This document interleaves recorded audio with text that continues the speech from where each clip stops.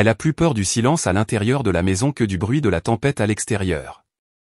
Sa fierté l'empêchera-t-elle de s'ouvrir ou laissera-t-elle enfin son cœur s'exprimer? Que feriez-vous si vous pouviez modifier de façon permanente la personne la plus fière que vous ayez jamais rencontrée? Souhaitez-vous en savoir plus sur cette histoire complexe et pleine d'émotions? Activez les alertes et abonnez-vous à la chaîne pour être sûr de ne rien manquer. Il faisait froid quand elle est arrivée à la maison le matin. L'endroit était connu pour être aussi opulent que son propriétaire. Le vent frisquet soufflait à travers les feuilles d'automne desséchées lorsqu'elle sortit du taxi, son petit sac dans les bras. Les hautes fenêtres et les murs de pierre de la grande maison se dressaient sur le côté, comme s'ils surveillaient les moindres mouvements de la nouvelle venue. Pendant un bref instant, son cœur a battu la chamade, elle a inspiré profondément et a tenté de repousser l'anxiété qui montait. Elle avait entendu dire par beaucoup de gens qui le connaissaient que le millionnaire qui vivait là était un grincheux qui ne souriait jamais. Elle avait l'habitude de ramener ses cheveux derrière son oreille lorsqu'elle ne se sentait pas sûre d'elle. Le majordome, un homme âgé à l'expression sombre, s'approcha d'elle lorsque la porte s'ouvrit doucement. Elle traversa la cour à petite foulée, admirant la beauté qui l'entourait. L'atmosphère à l'intérieur de la maison était solitaire et intense. Les meubles étaient en bois sombre, les lumières scintillaient et l'odeur d'une pièce fermée empêchait la maison de ressembler à un foyer, même si elle avait été bien entretenue. Lorsque le majordome la conduisit dans le hall principal, un frisson lui parcourut l'échine. L'homme riche se tenait là, les mains enfoncées dans les poches de son élégante veste, à côté d'un présentoir à livres. Son regard était d'une froideur presque dérangeante lorsqu'il l'étudiait. Bien que son estomac soit noué, elle inclina légèrement la tête en signe de respect. « Tu es d'accord avec ça ?» demanda-t-il d'une voix ferme et basse, sans chercher à être amical. « Voulez-vous être la nouvelle gouvernante ?» Elle s'opposa à la façon dont il semblait scruter ses pensées les plus intimes. Malgré l'accélération de son rythme cardiaque, elle répondit « Oui, monsieur. J'espère être à la hauteur de vos espérances. » Le millionnaire ne répondit pas tout de suite. Il a simplement hoché la tête et s'est détourné, laissant le majordome poursuivre sa prestation. Elle comprit qu'il la considérait comme une tâche à accomplir dans la maison plutôt que comme un être humain. Cependant, il semblait trembler presque imperceptiblement en arrière-plan. Bien qu'elle soit arrivée tôt au travail le lendemain, elle et lui n'avaient pas beaucoup parlé. Elle entendit des pas lourds s'approcher derrière elle alors qu'elle nettoyait le hall principal. Elle nettoyait une étagère en bois pour tenter de les ignorer, mais elle sentait son regard se poser sur l'arrière de sa tête. Il était plus proche qu'elle ne le pensait, et sa voix était rauque lorsqu'il demanda « Pourquoi as-tu ça ?» Elle se retourna lentement, portant un vase ancien et poussiéreux qu'elle avait découvert. Elle commença à expliquer « Je faisais le ménage », mais il l'interrompit. L'avertissement « Ne le touchez pas » laisse entendre qu'elle a fait quelque chose de mal, et ajoute « Ce vase est très vieux ». Son visage rougit, mais elle garde les yeux ouverts et respire profondément. Elle se redressa et replaça soigneusement le vase à sa place, en disant « Je comprends, monsieur, mais j'ai pensé que je devais en prendre soin puisqu'il fait partie de la maison. » Malgré le calme de sa voix, il ne s'attendait pas à ce qu'elle soit aussi forte. Il l'observa un moment, la jugeant. Ses yeux s'écarquillèrent et elle s'attendait à une nouvelle critique, mais à sa grande surprise, il secoua simplement la tête et sortit de la pièce, la laissant seule. Elle cligna des yeux, ne comprenant pas où il voulait en venir. Elle était prête à encaisser, mais il était prêt à se moquer d'elle une fois de plus. Elle sembla intéressée pendant un moment, mais elle l'écarta rapidement et retourna à son travail. En sortant, il ressentit une poussée de colère et quelque chose d'autre qu'il n'arrivait pas à situer. Le calme apparent de la femme, comme si elle n'avait pas peur de son statut ou de sa personnalité, l'irritait. Cela l'intriguait et le dérangeait à la fois, mais il décida de l'ignorer. Chaque journée à la maison était planifiée selon des horaires rigides.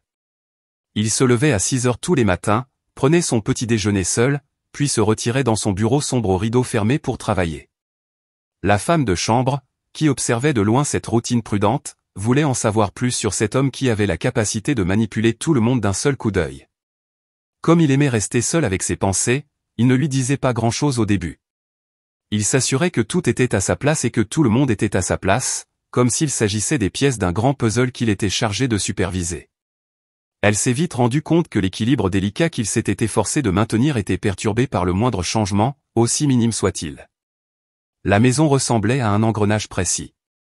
Elle se rend également compte que, malgré sa distance, il l'observe toujours.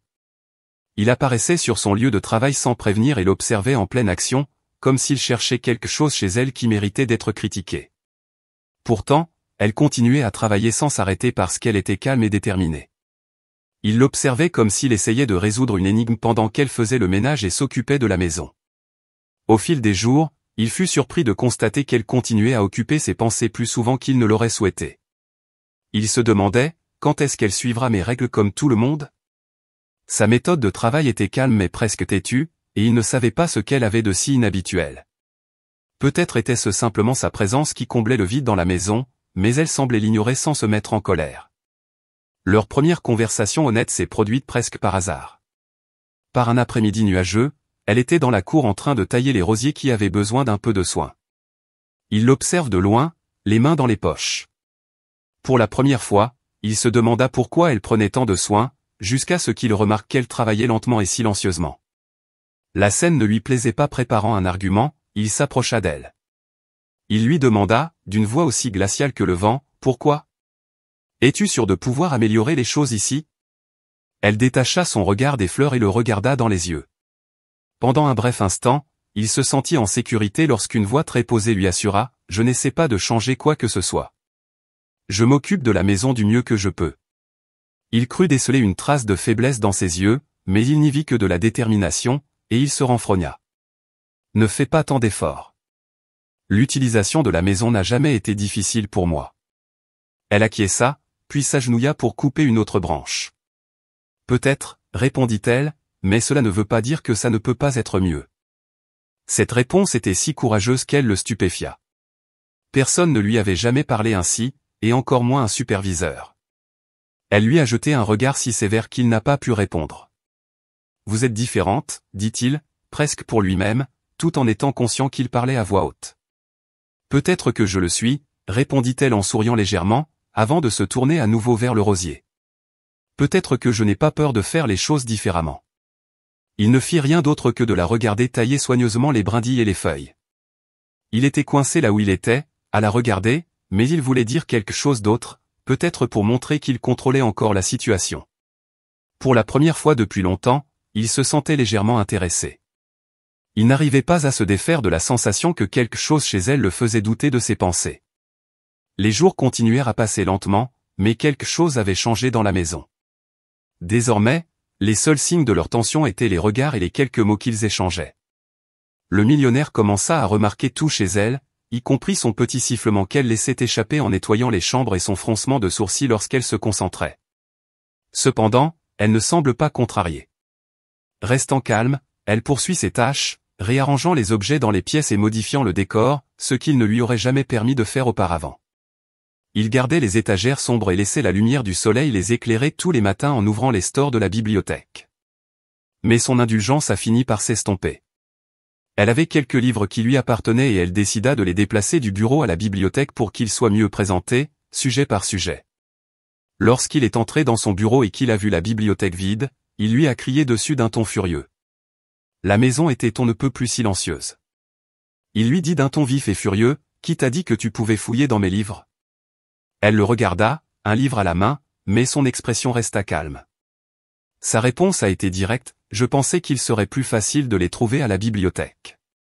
Personne ne m'a dit que je ne pouvais pas. » Il sentit sa colère monter jusqu'à ce qu'elle le submerge. « Je ne t'ai pas demandé ce que tu en pensais. » s'écria-t-il, les yeux brillants, et elle se contenta de le regarder, inspirant profondément avant de dire quoi que ce soit. « Je le reconnais. Cependant, il y a des situations dans lesquelles des changements sont nécessaires même s'ils ne sont pas demandés. » Ces mots avaient une force puissante, mais sa voix était calme lorsqu'il ajouta, « Encore plus s'ils peuvent améliorer la vie de tout le monde. » L'air sembla trembler autour d'eux pendant un instant, et il ne sut plus où donner de la tête. Elle désobéissait aux règles sans son consentement, mais il était habitué à contrôler tout et tout le monde. Il fut surpris de voir sa colère s'apaiser.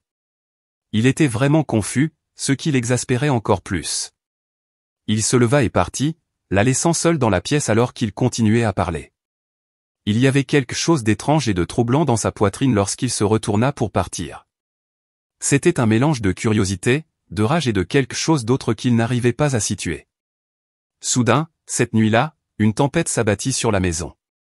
Le bruit du tonnerre et des coups de vent emplissait les couloirs, et l'électricité vacillait avant de se couper. Dans son bureau, la nuit tombait et il se sentait très en colère à cause des événements de la journée.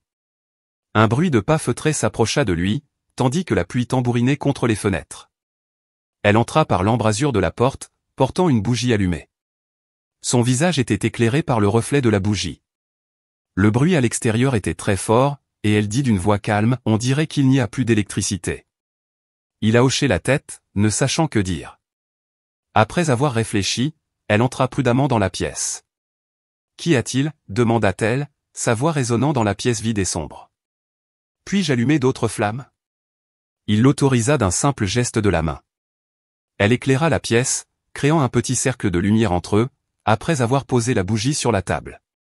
En la regardant, il ressentit une vague de calme et quelque chose qu'il n'arrivait pas à situer.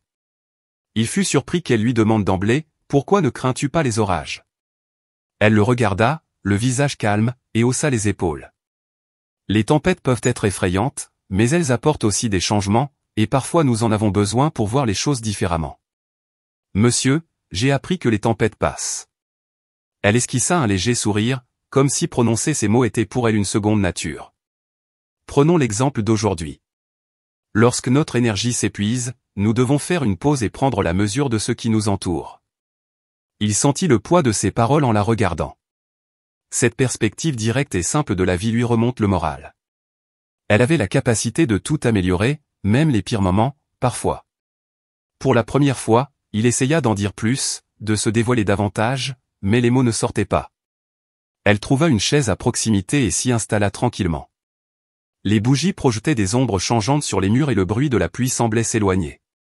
Dans ce petit cercle de lumière, il ne dit rien, mais il savait que quelque chose avait changé. Il y avait entre eux une nouvelle compréhension qui n'était pas encore tout à fait claire mais qui se renforçait, il ne s'agissait plus seulement de suivre les règles ou de s'entendre. Après des jours de tempête, le ciel est redevenu clair et l'air frais. Les coutumes de la maison restaient les mêmes, mais quelque chose avait évolué. Un calme s'installe entre eux, comme s'ils réalisaient tous deux que leur récente dispute avait ouvert la voie à une nouvelle compréhension. Un jour, en fin d'après-midi, quelqu'un passa à l'improviste pour perturber la routine. Le millionnaire a entendu le bruit d'une voiture qui s'approchait de la rue alors qu'il attendait dans le salon. Par la fenêtre, la femme de chambre a vu un beau garçon sortir de la voiture et a été intriguée. Il est arrivé dans un état d'esprit tout à fait différent. Il régnait dans la pièce une énergie différente du calme habituel du manoir. Le millionnaire l'a accueilli à la porte. L'espace d'un instant, il sourit, chose si rare que la femme de ménage en fut déconcertée. Elle s'interposa entre eux et écouta leur conversation animée. Elle n'avait jamais vu le millionnaire sous cet aspect aimable, plus léger, jusqu'à ce que l'homme le lui révèle. En regardant ses deux amis se diriger vers le salon, elle demanda au majordome, « Qui est-il, et pourquoi êtes-vous ici ?»« Je le voyais souvent, c'est un vieil ami à vous, » répondit-il tranquillement. « Il n'est pas venu depuis longtemps. » Les deux amis passèrent la soirée ensemble dans le bureau, où ils rirent et échangèrent de vieilles histoires. La servante apportait des boissons lorsque le riche en demandait et écoutait tranquillement. Son ami lui adressa un sourire aimable dès qu'il la vit et elle lui rendit l'appareil. Après un bref silence, le compagnon du millionnaire jeta un regard pensif à son hôte. Le millionnaire ne le regarda pas directement, il hocha la tête, rit et secoua la tête en posant la question d'un ton décontracté mais intéressé. Elle lui fait remarquer, « Je croyais que vous ne laissiez personne vous atteindre. » Le millionnaire sirota son verre, n'aimant pas la tournure que prenait la conversation, mais incapable de réfuter ce que son ami sous-entendait. Il le regarde d'un air entendu et lui dit, « Tu as l'air différent. » À l'arrivée de son ami, l'atmosphère de la maison changea, elle devint plus légère dans les jours qui suivirent, mais l'agitation du millionnaire ne fit qu'augmenter. La femme de chambre s'en aperçut aussi, mais elle ne dit rien, en fait, elle continua à faire son travail, tout en le surveillant de près. Un après-midi, alors qu'elle nettoyait le bureau, elle découvrit un vieux journal intime rangé dans un placard, la couverture en cuir était usée, ce qui indiquait qu'il avait été utilisé pendant longtemps, même si elle savait qu'il ne fallait pas toucher aux affaires personnelles. Sa curiosité l'emporta sur ses connaissances et elle ouvrit soigneusement le carnet, parcourant les mots qui y étaient écrits dans un style énergique mais pressé. Ces mots racontaient une histoire, mais ils révélaient aussi la douleur qu'il gardait pour lui, et même si elle se sentait coupable d'envahir son espace personnel, elle savait pourquoi il était si froid et hautain. Il n'était pas difficile pour lui de comprendre ce qu'il disait, une histoire d'il y a des années, d'une perte profonde et d'un amour qui s'était terriblement brisé. Son cœur battait la chamade pendant qu'elle lisait. Elle lisait tellement qu'elle ne remarqua pas qu'il entrait dans le bureau. Elle fut tellement choquée par sa voix tonitruante qu'elle laissa tomber le cahier par terre. « Je n'aurais pas dû lire ça », balbutia-t-elle en se baissant pour ramasser le livre. Il avait un regard furieux, et pendant un instant elle a cru qu'il allait la jeter dehors, mais il s'est passé quelque chose sur son visage que je ne pouvais pas expliquer, la colère se transformant en douleur et son sentiment de vide apparaissant, et il a dit, à voix basse, « Cela ne te concerne pas », et il a rapidement enlevé le livre des mains de la jeune femme. « Je sais », répondit-elle candidement, les yeux fixés sur les siens. « Mais je comprends maintenant. Je comprends pourquoi tu agis comme tu le fais. » Il la regarda, confus et en colère. « Tu crois que tu as compris. Tu ignores tout de moi. » Malgré ses émotions intenses, elle inspire profondément et remarque, « Peut-être pas, mais je sais ce que c'est que d'avoir beaucoup à porter. Et parfois, on a besoin de quelqu'un pour nous aider à porter ce fardeau. » Il la fixa un long moment, ses paroles résonnant dans son esprit, il se sentait ouvert et vulnérable comme il ne l'avait pas été depuis des années, cette femme, cette humble servante qui était entrée dans sa vie, s'emparait de son cœur si facilement maintenant, et cela l'effrayait. Elle lui demanda quelque chose, il se retourna, sortit du bureau et ne dit plus rien. Le millionnaire souffrait, et bien qu'il l'ait combattu, il y avait quelque chose en lui qui lui donnait envie de rester et d'essayer d'apporter un peu de lumière dans les ténèbres, alors elle regarda la porte se fermer avec un mélange de sympathie et de tristesse. Elle soupira et retourna à son travail, mais l'atmosphère de la maison avait encore changé. Après l'incident du travail, la maison fut enveloppée d'un silence pesant pendant quelques jours. La femme de chambre continuait à travailler, mais elle sentait la présence du millionnaire plus vivement qu'auparavant, comme s'il l'observait de loin sans la regarder dans les yeux, et l'atmosphère semblait sur le point d'exploser d'un moment à l'autre. Il n'est apparu qu'un matin, alors qu'elle nettoyait la cour, il est entré, les mains dans les poches de son manteau, avec une expression déterminée sur le visage, si déterminée qu'elle s'est arrêtée de couper les rosiers, surprise de le voir. Son visage avait une nette impression de fatigue. « Pourquoi ressens-tu le besoin de fouiller mes affaires à chaque fois ?» Il éleva brusquement la voix, rompant le silence des derniers jours. Elle se tourna vers lui, inspira profondément, puis reprit. Elle dit calmement, « Je ne m'en mêle pas. Tout ce que je veux, c'est contribuer à faire de la maison un endroit meilleur. Et si cela signifie que je dois m'occuper de choses que tu ne préfères pas, alors je m'en occuperai. » Son arrogance le fit rire. Il s'avança, éleva la voix et dit, « Vous ne comprenez pas. C'est votre travail de faire le ménage pour gagner votre vie, ne vous mêlez pas des affaires du maître. » « Et toi, tu n'es qu'un homme, » répond-elle, parlant avant de pouvoir s'arrêter, le visage brûlant de colère. Un homme qui s'est perdu dans sa douleur et sa fierté. Au fond, tu ne fais que fuir ce que tu ressens. Tu penses que tu peux gérer tout et tout le monde. Avec une expression féroce sur le visage, il a parlé d'une voix profonde et menaçante, « Tu n'as aucune idée de ce que j'ai traversé. Tu ne sais rien de moi. » « Non, » répondit-elle en gardant son regard fixé sur le sien. « Mais je sais que le passé gâche ton présent. Vous souffrez tellement que vous êtes incapable de voir autre chose. » La tension entre eux semblait déplacer l'air, il voulait crier, la jeter dehors, dire n'importe quoi, qu'elle arrête de parler, mais ces mots le frappaient comme un ouragan, brisant ses défenses et le faisant se sentir vulnérable et faible pour la première fois devant quelqu'un qui n'avait pas peur de lui en parler. Finalement, il dit, « Sors d'ici », mais ses épaules étaient affaissées par la défaite et sa voix était faible. « J'en ai fini avec ça », déclare-t-elle. Elle sortit du jardin sans protester, le laissant seul pour réfléchir, il sentit que des larmes allaient couler, mais il les refoula, elle savait qu'elle ne pouvait pas l'obliger à affronter ses propres problèmes, même si c'était difficile. Ce soir-là, on entendit encore moins de bruit dans la maison, le millionnaire s'enfermant dans son bureau, essayant de donner un sens à tout ce qui était sorti. Ses paroles repassaient en boucle dans sa tête, faisant voler en éclats les défenses et les prétextes qu'il avait laborieusement élaborés au fil des ans.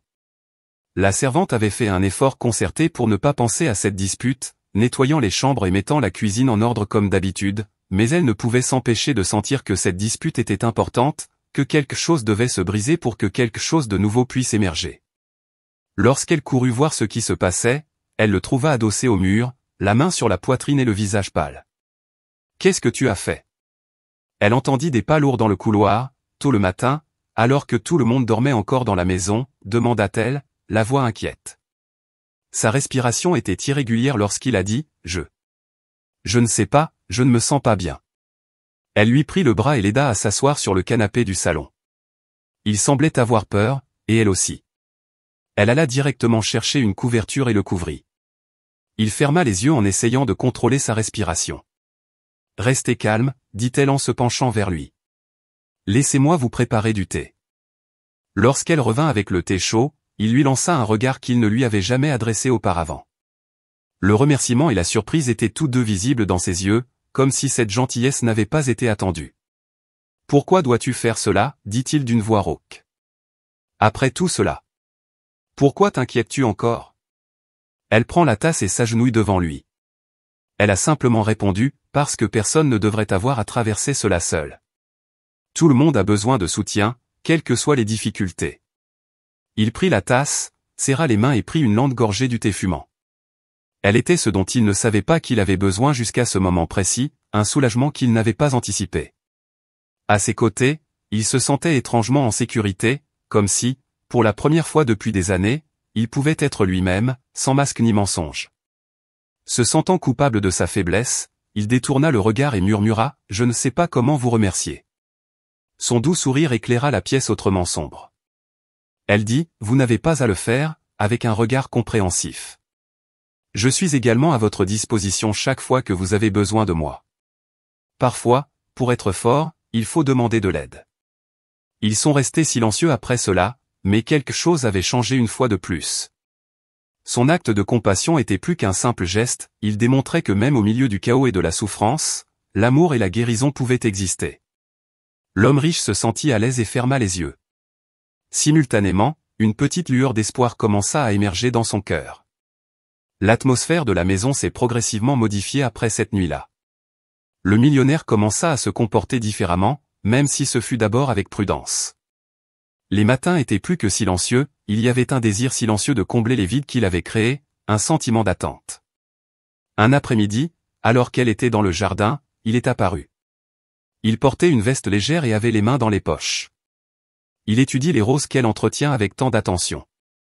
Avant même de l'avoir vu, la servante savait qu'il était là. En souriant, elle continua à tailler les fleurs.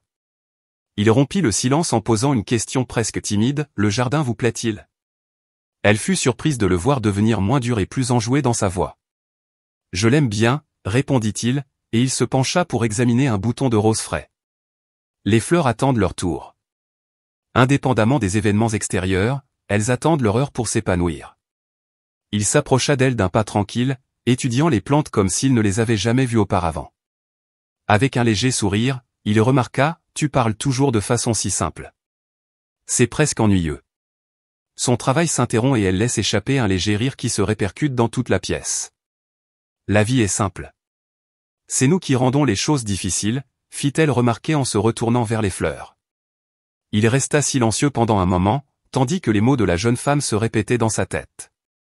Son attitude insouciante face à la vie était charmante et réconfortante. Assis sur le banc de pierre voisin, il observa son travail. « Tu as toujours été comme ça ?» demanda-t-elle, d'une voix presque chuchotante. « Qu'est-ce que c'est ?» Elle marqua une pause et réfléchit avant de se tourner à nouveau vers lui. « J'ai découvert que nous devrions chérir les petites choses de la vie à la suite de ces expériences, dit-elle, pas toujours. Tout ce que nous avons quand nous mourrons, ce sont nos souvenirs. » Elle a haussé les épaules. « Ça me fait penser à ça. » Quelque chose d'autre que le respect emplit son esprit lorsqu'il la regarde. Malgré sa faiblesse, cette femme avait un tel courage et une telle force. C'est à ce moment-là qu'il a compris qu'il voulait qu'elle soit là, dans sa vie et dans la maison. La même semaine, elle a préparé un dîner différent. Ce soir-là, elle a défié les conventions en préparant un plat simple de son enfance, même si elle savait qu'il aimait les plats raffinés. L'odeur de nourriture fraîche qui flotte dans la maison suscite l'intérêt du millionnaire. Il se rendit dans la salle à manger du rez-de-chaussée. En entrant, il remarqua que la table était disposée d'une manière moins conventionnelle que d'habitude. La table était dépourvue de verres étincelants et d'argenterie. De simples couverts, une grande assiette à ragoût au centre de la table et des verres. Il fit une pause, la mine renfrognée, essayant de comprendre ce qui se passait. « Je me rends compte que ce n'est pas un dîner comme les autres, » dit-elle en souriant un peu. « Mais je crois que vous aimeriez essayer quelque chose de différent. » Il la fixa un moment, essayant de comprendre ce qui se passait. Au début, Il fut contrarié parce que cela ne lui ressemblait pas du tout. Mais il sentit que quelque chose se libérait en lui lorsqu'il vit son beau visage plein d'espoir. Même après s'être assis à la table, il continua à douter d'elle. Elle l'observa attentivement lorsqu'il prit la cuillère après lui avoir servi le ragoût, et en prit un peu pour elle. Il y réfléchit et en prit une bouchée. Le goût le surprit. Il ne s'était pas senti aussi à l'aise depuis longtemps, facile et confortable. Quelque chose d'une période plus tranquille de sa vie qu'il avait repoussé loin dans le passé. Sa surprise a été causée par le ton amusant de sa voix lorsqu'il a finalement dit « Ce n'est pas aussi mauvais que je le pensais ». Après avoir bien ri, elle s'est assise à côté de lui et a commencé à manger. Il se tut tandis qu'elle continuait « C'est la nourriture de mon enfance ». Quand les choses étaient plus faciles et que les problèmes ne semblaient pas si grands. Ces paroles lui rappelèrent des souvenirs oubliés depuis longtemps. Il réfléchit une fois de plus au moment d'insouciance qu'il avait manqué dans sa jeunesse. « Tu as raison, dit-il en jetant un coup d'œil à son assiette, parfois, tout ce dont nous avons besoin, c'est de quelque chose de simple. » Surprise par ce qu'il venait de dire, elle leva les yeux. Bien que son ton soit léger, ses mots ont plus de poids. « Peut-être devrions-nous avoir plus souvent des dîners comme celui-ci, dit-elle. Il esquissa un sourire sardonique, ce qui n'était pas dans ses habitudes. « Peut-être, répondit-elle en attrapant une autre portion de ragoût. Alors qu'il mangeait en silence, l'atmosphère de la pièce changea. C'était plus qu'un simple repas, c'était un appel à la paix et une occasion de prendre un nouveau départ. Ils étaient tous deux conscients de la solidité croissante de leur relation. La semaine suivante, un événement s'est produit à la maison et a perturbé les plans de la journée. Le millionnaire a organisé une fête chez lui pour un groupe restreint de personnes influentes, même s'il ne le souhaitait pas. La femme de ménage était très prudente, comme d'habitude, lorsqu'elle préparait les choses, mais il y avait une pointe d'inquiétude. Elle savait qu'elle devrait s'habiller différemment de d'habitude parce que l'événement serait formel. Ce soir-là, elle se rendit à la fête en portant une robe simple mais élégante qui mettait subtilement en valeur sa beauté.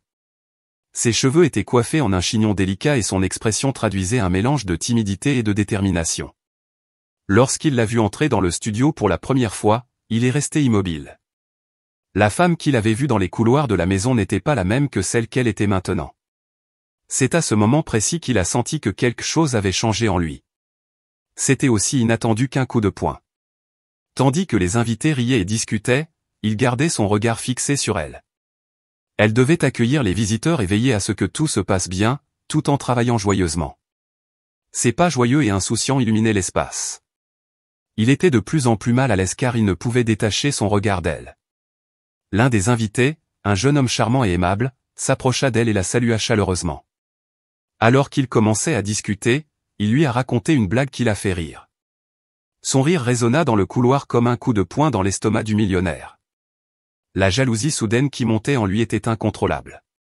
Il s'efforça de se concentrer sur ses propres amis et leurs conversations, mais il ne put s'empêcher de se sentir mal lorsqu'il la vit discuter avec l'autre homme. La douleur augmentait de minute en minute jusqu'à ce qu'il ne puisse plus la supporter. D'un pas ferme, il s'approcha du jeune homme et de la servante. Son expression était sans émotion, cachant une tempête d'émotion en lui. Il la regarda directement et lui dit « Puis-je vous parler ?» La femme de chambre remarqua qu'il était en érection et s'excusa auprès du visiteur. Elle conduisit le millionnaire dans un endroit plus intime de la pièce. Ses yeux brillent de rage et de colère lorsqu'il la regarde.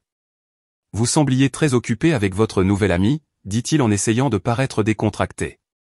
Vous étiez ?» Surprise par ce qui venait d'être dit, elle arqua un sourcil. D'autant plus qu'il semblait envieux, elle ne pensait pas qu'il la pousserait à s'éloigner des autres filles. « C'est une fête, je suis juste gentille, fit-elle remarquer à voix basse. Quelque chose que tu m'as demandé de faire. Il serra les dents et tenta de parler. Embarrassé de le dire à voix haute, il murmura, peut-être trop amical. Il n'avait jamais utilisé les mots aussi mal. Il était toujours franc et honnête, mais la présence de la jeune femme semblait lui poser problème. Il lui fallut un certain temps avant de comprendre ce qu'il avait voulu dire. Tu n'es pas heureuse? Quoi? L'idée semblait impossible, mais elle sut qu'elle l'était en voyant l'expression de son visage. Il demanda, la voix pleine d'étonnement et d'un soupçon de doute. Il se détourna et répondit rapidement, ne sois pas bête. C'est juste que je n'aime pas te voir agir ainsi avec qui que ce soit. Es-tu certain que tu n'aimes pas que je parle à d'autres personnes, demanda-t-elle, croisant les bras et refusant d'accepter cette faible justification. C'est tout? Demanda-t-elle, sa voix ferme et provocante, le poussant à dire quelque chose qu'il ne voulait pas dire. Non. Dit-il finalement, essayant de rassembler ses idées après avoir fermé les yeux un moment. Oui, dit-il, la voix basse et tendue. Je ne supporte pas de te voir avec quelqu'un d'autre. Ça me rend malade de penser que quelqu'un d'autre pourrait te faire sourire comme tu as fait sourire le mien. Tu t'entends? Ces mots étaient si puissants qu'ils la firent taire, même si elle sentait son cœur battre plus vite que le sien. Il s'ouvrait enfin à elle, mais il était toujours aussi confus qu'elle.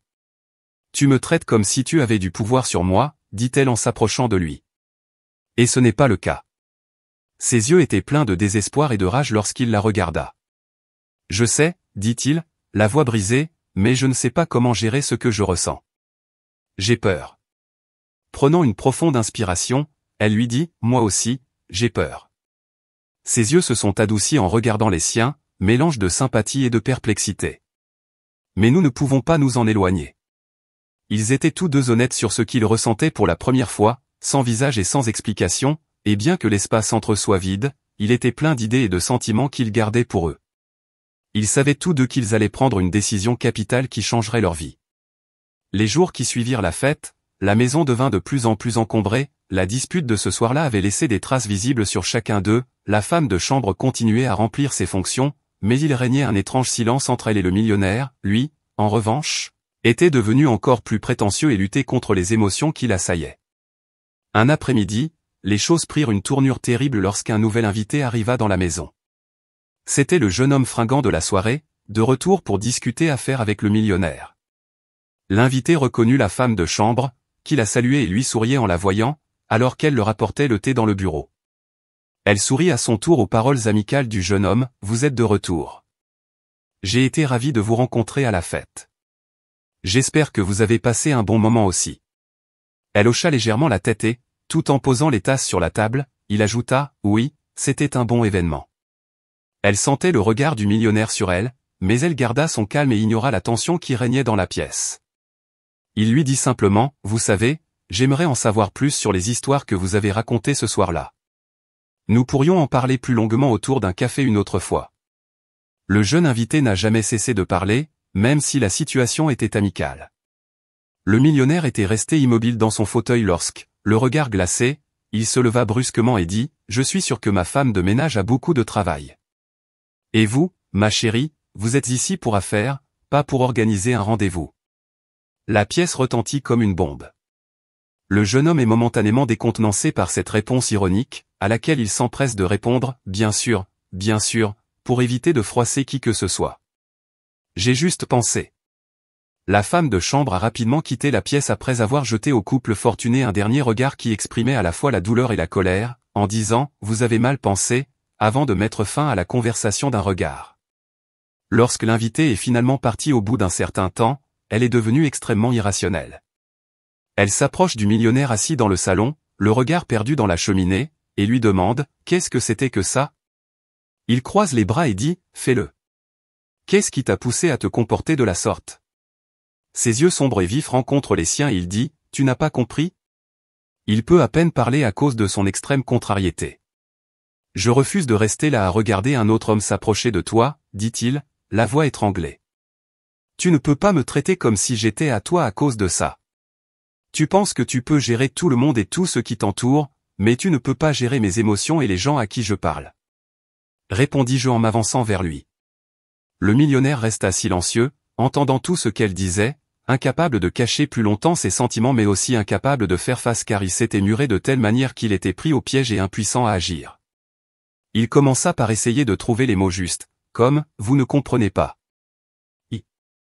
Je ne voulais vraiment pas dépendre de cette personne, ni la laisser entrer dans ma vie, et je ne voulais vraiment pas me sentir comme ça un jour. Elle sentit les larmes monter en elle, mais elle ne les laissa pas couler et secoua la tête. D'un ton plus doux et plus ferme à la fois, elle demanda, « Vas-tu continuer à cacher ta fierté et ta peur, ou vas-tu te donner une chance de vivre ?» Son cœur battait la chamade tandis qu'il la regardait. Elle avait raison, il avait vécu toute sa vie en respectant des règles rigides, en dirigeant et en ne se rendant jamais, maintenant qu'elle le voyait, tout cela semblait vide de sens et de sens, et elle avait peur de ce qui arriverait si elle baissait sa garde. Je ne sais pas comment faire. Je ne sais pas comment être unique, sanglote-t-elle en s'effondrant. Lorsque le moment est venu pour elle de pleurer, elle prend une grande inspiration et se rapproche de lui.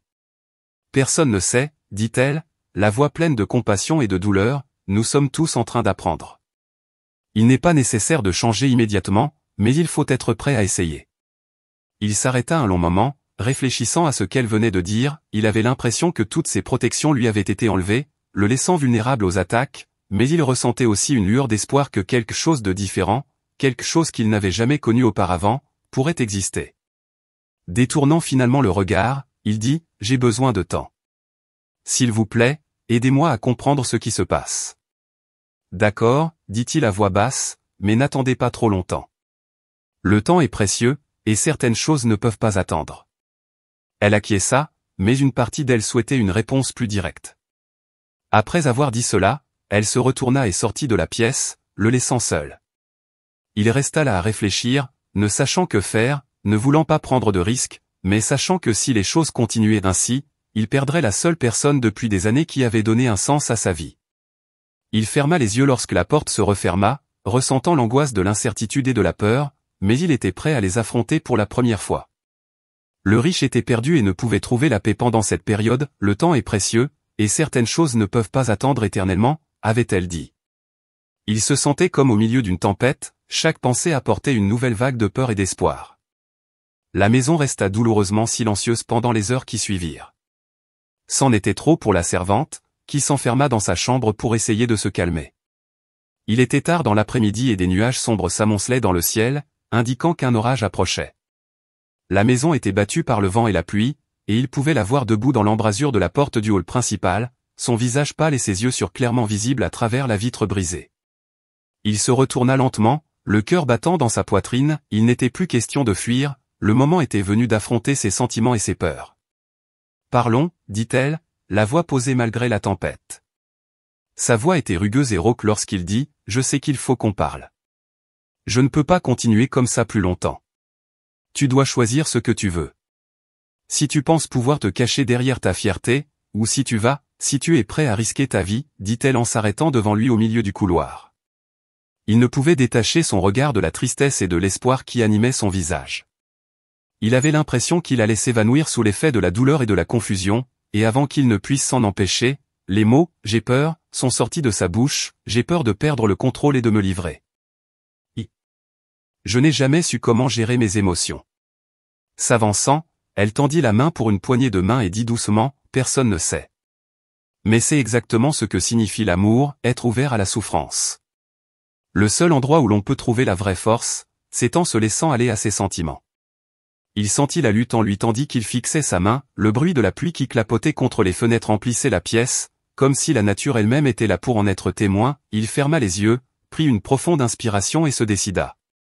Il ouvrit les yeux et dit, « Je ne veux plus m'enfuir. » Il fut choqué par le sérieux de sa déclaration, « Je ne veux pas te perdre », et commença, « Je t'aime. » Après cette déclaration, il y eut un grand vide entre eux, elle le regarda, choquée et émue, les larmes aux yeux, enfin il était là, nu et honnête avec elle, elle se sentit à la fois soulagée et excitée, mais aussi stressée.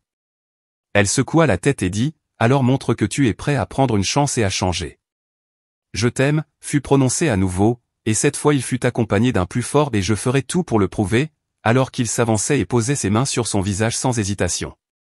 Elle s'abandonna au baiser et sentit ses lèvres chaudes et sincères sur les siennes, le frisson qui parcourut son corps fut la preuve de tout ce qu'elle savait déjà. Le baiser était intense et désespéré, comme s'ils exprimaient tous les deux tous leurs sentiments en même temps. La pluie continue de battre les vitres, créant un bruit régulier qui accompagne leur cœur. Il promet, « Je changerai. » Sa voix était basse mais certaine, « J'essaierai, mais ce ne sera pas facile. Pour toi et pour nous. » Lorsqu'ils se sont séparés, il l'a entourée de ses bras et l'a serrée contre lui, comme s'il craignait qu'elle ne s'enfuit. Sa voix s'est brisée lorsqu'elle a murmuré, « C'est tout ce que je voulais entendre. » Elle le serra à nouveau dans ses bras et ferma les yeux, laissant les larmes couler librement. « Pour voir si tu étais prête à essayer, ai-je dit. » L'orage à l'extérieur semblait s'être calmé, tout comme leurs sentiments l'un pour l'autre, l'atmosphère dans la pièce était passée de tendue et glaciale à confortable et optimiste, leurs yeux étaient encore humides de leur rupture, mais leurs visages étaient illuminés par des sourires qu'ils n'avaient pas sentis depuis longtemps. Recommençons à zéro, dit-elle en passant sa main sur son visage. Ne vous précipitez pas, prenez les choses un jour à la fois. Il acquiesça et lui prit la main, continuant, un jour à la fois. Il ressentit une paix qui ne l'avait jamais quitté auparavant, le genre de paix qui vient en choisissant l'amour et en laissant tomber la clandestinité. L'avenir était incertain, mais il était prêt à l'affronter avec elle pour la première fois, alors qu'il se tournait vers la fenêtre pour regarder la pluie fine qui tombait maintenant. Au cours des jours qui suivirent, un changement notable s'opéra dans la maison, l'atmosphère autrefois lourde et sévère commença à s'alléger, et le millionnaire et la femme de chambre, qui avaient vécu toute une gamme d'émotions, se retrouvèrent à devoir apprendre à naviguer ensemble dans une toute nouvelle situation, quelque chose qu'ils étaient tous deux impatients d'essayer, malgré les défis que cela représentait. Elle était touchée par ces petites choses parce qu'elle savait que chaque étape était importante pour lui. Le matin, il l'attendait dans la cuisine, le café déjà bouillant. C'était une petite chose qui signifiait beaucoup. C'était une tentative de se rapprocher et de partager les petites choses qui se passent tous les jours.